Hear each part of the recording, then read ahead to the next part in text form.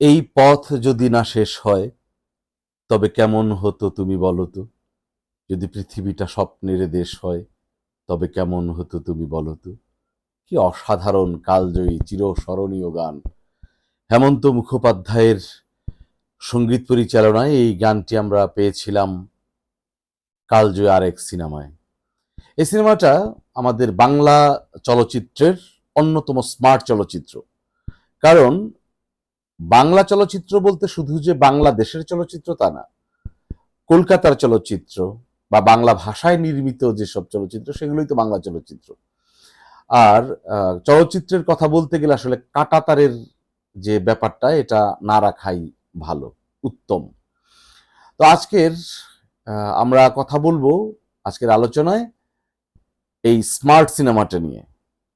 মানে সর্বকালের সর্বাধুনিক চলচ্চিত্র হিসেবে আখ্যা দেওয়া যায় যে সিনেমাটাকে, তার নাম সপ্তপদী। সপ্তপদী তারাশঙ্কর বন্দ্যোপাধ্যায়ের উপন্যাস অবলম্বনে এটা নির্মিত হয়েছিল এবং নির্মাণ করেছিলেন অজয় কর। এতে গৌরী প্রসন্ন মজুমদার গান লিখেছিলেন, আর মিউজিক করেছিলেন বা সুর করেছিলেন, গান সবগুলো তত্ত্বাবধান করেছিলেন হেমন্ত মুখোপাধ্যায়।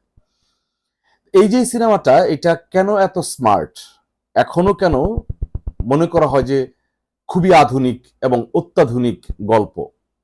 আমার অবাক লাগে যে তারাশঙ্কর বন্দ্যোপাধ্যায়কে আমরা যারা চিনি আমরা তাকে হাসুলিবাকের উপকথা, আরোগ্য নিকেতন, কবি কিংবা অন্যান্য যত উপন্যাস আমরা পড়েছি সকলই মানে গ্রামাঞ্চলের একটা ব্যাপার আমরা সেখানে দেখতাম, যে এত নগর কেন্দ্রিক উপন্যাস আমরা খুব বেশি পড়িনি বা অত বেশি টানেনি। কিন্তু সপ্তপদী তারাশঙ্করের এক অনন্য, অসাধারণ, অসামান্য এক আধুনিক উপন্যাস, এবং সেই উপন্যাসটাকে চলচ্চিত্রে রূপদান করেন অজয় কর। এটা গল্পটা বা উপন্যাসের প্রেক্ষাপটটা 1940 বা 43-এর সেই সময়কার, আর এই সিনেমাটা নির্মিত হয় 1961 সালে। সেহেতু অনেকদিন হয়ে গেল।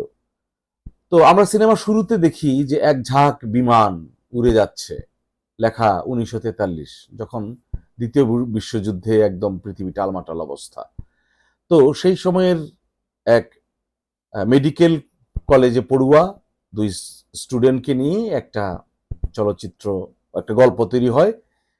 সেই গল্পে দেখানো হয় কৃষ্ণেন্দু নামে এক মেধাবী তরুণ, যে খুবই নাস্তিক, ধর্মে একদম তার বিশ্বাস নেই।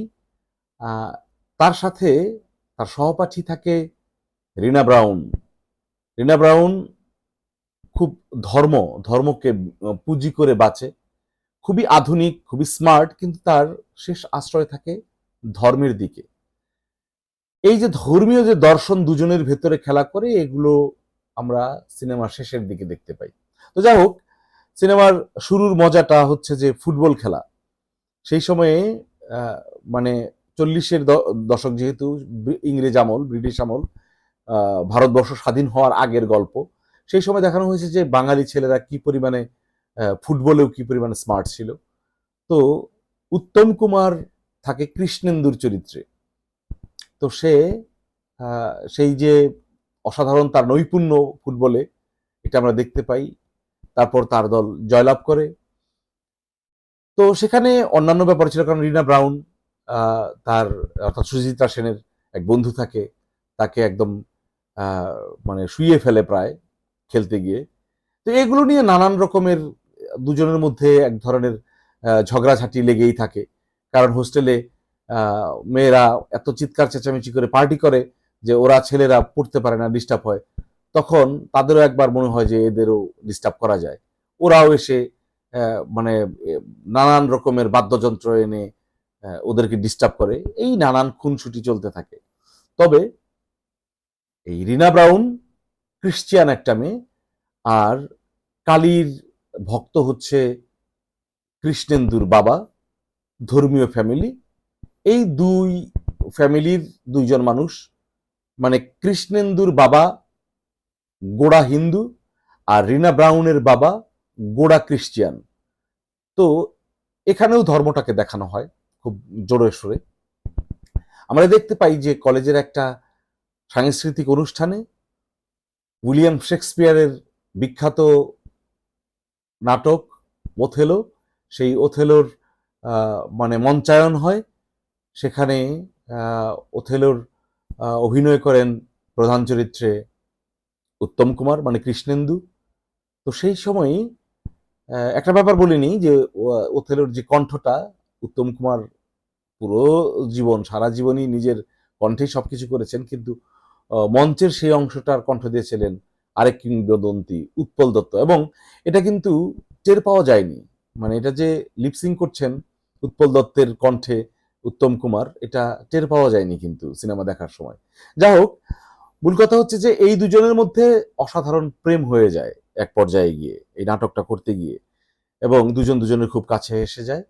তারপর একদিন মাঠের মধ্যে বা পার্কের মধ্যে শুয়ে দুজন দুজনের দিকে তাকিয়ে বলে যে, কৃষ্ণেন্দু বলে রিনা ব্রাউনকে যে আমি তোমার বাবার কাছে যাই, আমাদের বিয়ের কথাটা বলা যাক। একটু বলে নেয় ভালো। এই যে এই ডায়লগটা যখন দেয়, এই দৃশ্যটা মানে ছবিটা অনেক বেশি জনপ্রিয়। উত্তম সুচিত্রা লিখে সার্চ দিবেন, ইন্টারনেট ভর্তি দেখবেন এই ছবিটা দুজনের। তো যা হোক, যে প্রসঙ্গে বলছিলাম যে এই রিনা ব্রাউনের বাবার কাছে আসে কৃষ্ণেন্দু, এসে বলে বিয়ের কথা। তখন তাকে শর্ত দেওয়া হয় যে তুমি ক্রিশ্চিয়ান ধর্ম যদি গ্রহণ করতে পারো তাহলে আমার মেয়েকে তোমার কাছে তুলে দেব।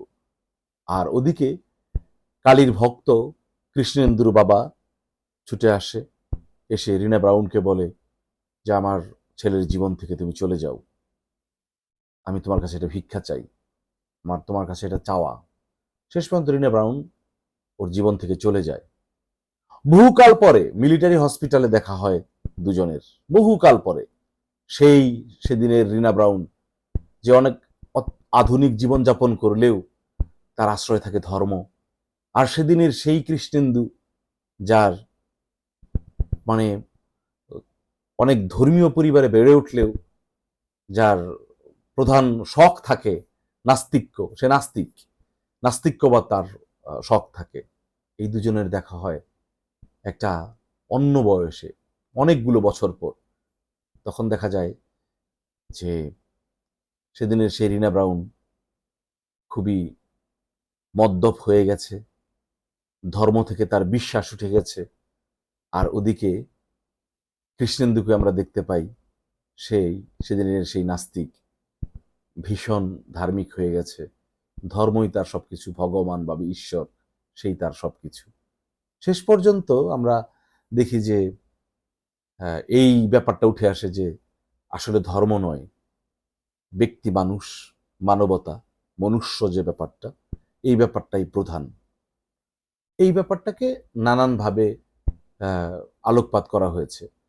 তো এই যে তারাশঙ্করের উপন্যাস অবলম্বনে অজয় করের যে সিনেমাটা, এই সিনেমাটা সপ্তপদী কোনো সাধারণ সিনেমা নয়। মস্কো চলচ্চিত্র উৎসবে এটা পুরস্কৃত হয়েছিলেন সুচিত্রা সেন। আর এটা গোটা ভারতের ভেতরে এটা জাতীয় পুরস্কার পায়, শ্রেষ্ঠ চলচ্চিত্র হয়। তো সব মিলিয়ে এই সিনেমাটা, সপ্তপদী সিনেমাটা অনেক বেশি ঐতিহাসিক, গুরুত্বপূর্ণ এবং ক্লাসিক সিনেমার মধ্যে অন্যতম। যাদের দেখতে ইচ্ছে হয় সংগ্রহ করে দেখে নেবেন। তো সপ্তপদীর পর আবার অন্য কোনো সিনেমা নিয়ে কথা বলবো। ততক্ষণ ভালো থাকুন, সুস্থ থাকুন। আল্লাহ হাফেজ।